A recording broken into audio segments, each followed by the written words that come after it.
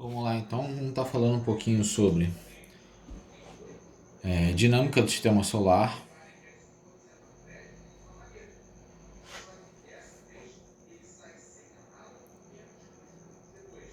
certo? Dinâmica do sistema solar. E agora eu vou estar falando justamente, a primeira pergunta que a gente faz é por que os planetas giram em torno do Sol? Quando a gente quer saber o porquê que os planetas giram em torno do Sol, está colocando essa situação. Tem aqui o Sol e eu tenho planetas aí que orbitam o Sol.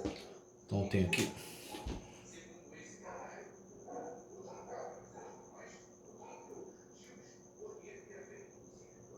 coloquei aí só 2 planetas para ficar mais fácil de representar. Então coloquei isso aí. Por que eu tenho esse esquema envolvendo essa rotação, né, esse fenômeno de translação, na verdade, em torno do Sol? Por que acontece isso aí? Uma das explicações é que o surgimento, né, de planetas e Sol, ele envolve basicamente nuvem de poeira e gás em rotação. Então é isso que acontece, a partir do surgimento de uma nuvem de poeira e gás que estão em rotação. Agora, por que isso continua até hoje? Porque existe, vou colocar aqui uma marcação, porque existe justamente um equilíbrio entre as velocidades de órbita e a gravidade e a força gravitacional, certo? Aí quando eu falo de gravidade eu trabalho com planeta, quando eu estou falando no sistema eu posso falar aí também de força gravitacional, certo? Estou falando de uma força gravitacional aí. Nesse problema elas estão em equilíbrio para poder acontecer. Só que se eu for observar lá em cima, essa força gravitacional, né, essa força que atrai o planeta em contraponto aí a essa velocidade orbital, ela acaba sendo a resultante das forças que apontam para o centro. Então essa força G, né, vou chamar de FG, essa força de atração gravitacional acaba sendo a própria força centrípeta, porque centrípeta é a força resultante que aponta para o centro da trajetória curvilínea. Então, quando a gente observa lá em cima esse movimento, isso lembra muito como se fosse uma marimba, né? Uma pedra amarrada aí numa corda. Se você começar a fazer muita força, ela começa a girar, mas ela nunca vai na sua direção, que seria o centro. Ela sempre fica orbitando o centro da trajetória curvilínea, beleza? Quando a gente fala, vou chegar para baixo. Quando a gente quer saber justamente a velocidade de translação, a gente quer saber a velocidade de translação. Velocidade a gente sabe que é distância sobre tempo, beleza? Então eu tenho distância sobre tempo. Só que quem é a distância? É justamente a circunferência. Isso dividido pelo período, né? Só para lembrar, período ali é o tempo necessário para que aconteça uma volta. Então essa velocidade de translação, ela será igual a 2πr sobre t, beleza? Então consegui achar a formulazinha que envolve a velocidade de translação. Só para ficar claro, né? Se eu for olhar da Terra, velocidade da Terra média, ela acaba sendo igual, né, um valor aproximado, 29,78 km por hora é a velocidade de translação da Terra. Aí tem várias descrições, né? Mas aí tem um ponto importante que é o que a gente chama de ano sideral. Qual a definição dele? É o tempo necessário, certo? O tempo necessário para que um planeta dê uma volta em torno do Sol. Cada planeta vai ter o seu tempo. Só para ter noção, o Mercúrio aí tem um período de 0,24 anos, né? Então, se você quiser saber quantos meses, é só multiplicar esse 0,24 por 12. É um período bem pequeno. Mas se eu for olhar, por exemplo, Netuno, ele tem ali um período orbital de 164 anos, mais um século. Então tem uma diferença absurda. Obviamente a gente faz esse período sideral sempre relacionado ao ano na Terra. Agora vamos falar um pouquinho sobre um cara que foi importante, né? As leis criadas por ele, que são as leis de Kepler.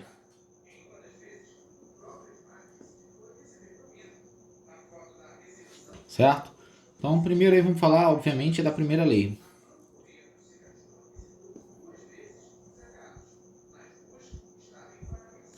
Quando a gente fala da primeira lei de Kepler, eu vou ter o Sol,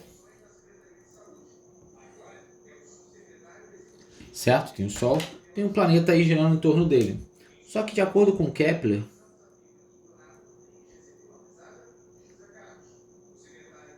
o movimento do planeta ele não é circular. De acordo com Kepler, eu tenho que essa trajetória ela é elíptica. Né? O movimento é uma elipse, onde o Sol, 2 focos da elipse, tá bom? Então isso aqui é uma elipse, um movimento elíptico, a trajetória elíptica, onde o Sol é um dos focos. O outro foco seria justamente aqui em algum ponto no sistema planetário envolvendo o Sol, beleza? Essa é a primeira lei de Kepler, fala que a órbita é elíptica em torno do Sol.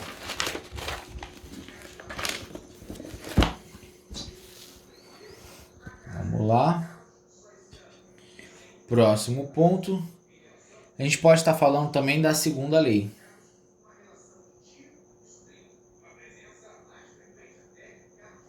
O que me fala a segunda lei? Vamos desenhar de novo, né?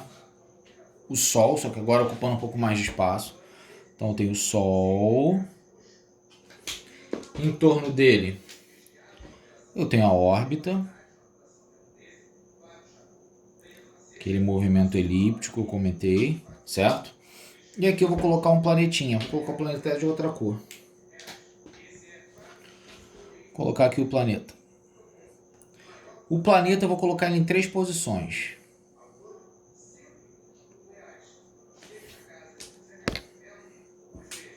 Segunda lei ele fala o seguinte, ó.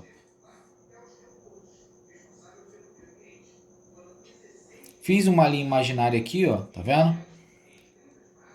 3 linhas imaginárias.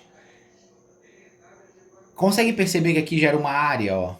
Essa região aqui que eu vou pintar de laranja.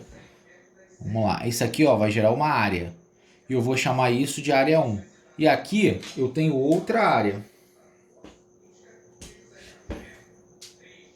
Aqui eu tenho outra área. Estão percebendo? Então, ó. Vou chamar essa área de área 1 e essa área de área 2. Então, ó, liguei o Sol aos planetas e eu sei o seguinte, ó. O intervalo de tempo T1 daqui para cá, o intervalo de tempo T2. Opa, T1 e T2. Eu sei o seguinte, se T1 for igual a T2, necessariamente a área 1 é igual à área 2, tá? Então, o que eu falo? Se ele no mesmo instante aqui, ó, que ele percorreu daqui para cá, vamos supor, passou aqui um dia, daqui para cá também passou um dia, então essa área aqui tem que ser igual a essa, porque o mesmo tempo reflete a mesma área. Essa é a segunda lei de Kepler, fala justamente dessa relação de proporção entre o tempo e a área. Beleza? Vamos para a terceira lei de Kepler. Então, a terceira lei a gente vai falar bem mais rapidamente.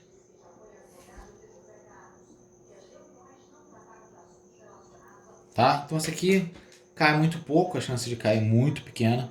Mas a terceira lei ela fala o seguinte, ó. Se eu considerar ali 2 planetas, né? Se eu pegar o período dele de rotação, aquele período sideral lá, o ano sideral, período de rotação ao quadrado, dividido pelo raio médio, ou seja, a distância dele média até o Sol, de um planeta 1 é igual à mesma coisa, né, de um planeta 2. Então é T2 ao quadrado sobre R2 ao cubo. Então se eu comparar o tempo que a Terra leva para dar uma volta e o raio dessa trajetória, jogar aqui desse lado, eu posso fazer a mesma coisa com Marte, por exemplo. Então é só uma formulazinha aí que pode ser que caia. Que ele fala que isso é uma constante, tá certo? Essa relação funciona aí para o sistema solar, beleza? Relação importante que é a terceira lei de Kepler. Então, aqui a gente já consegue fazer uma relação importante, né? Falando sobre a gravidade. A gente sabe que a força gravitacional ela é G vezes a massa do Sol vezes a massa da Terra, massa do planeta, né? A massa da Terra, dividido pelo raio ao quadrado. Beleza? Só que a gente sabe também que a força resultante é igual a essa força gravitacional.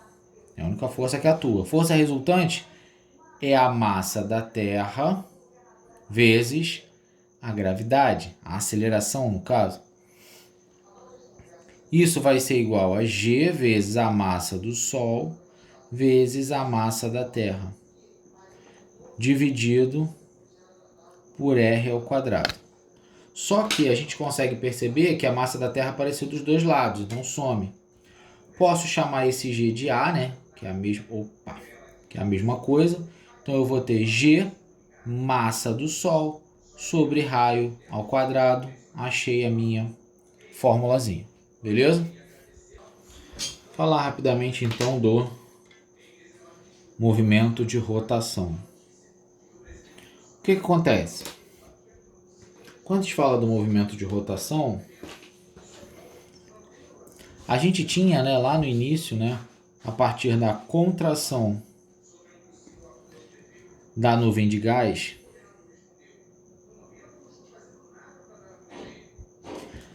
a contração da nuvem de gás, os pontos acabaram originando os planetas, né? E esse movimento que existia, este movimento, ele era igual ao da nuvem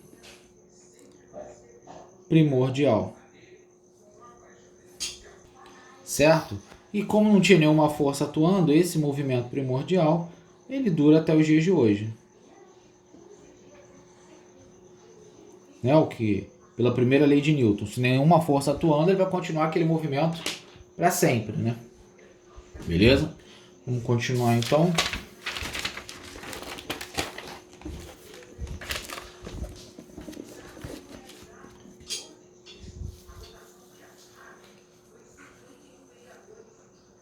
Então vamos lá. Aqui a gente pode estar falando do chamado período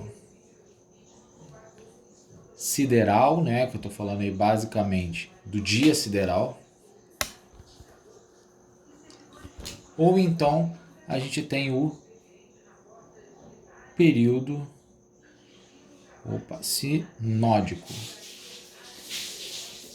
Beleza? Então a gente tem o período sideral e o período sinódico.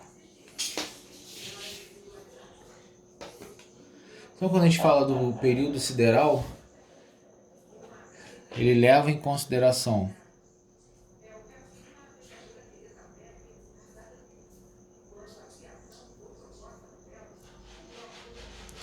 ele acaba levando em consideração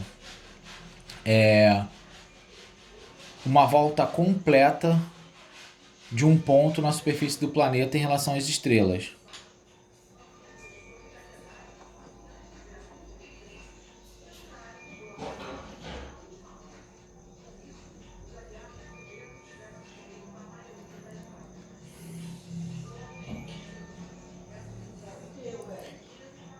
Então, em relação às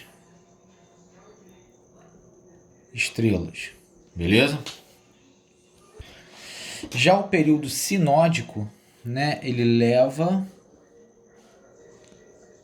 em consideração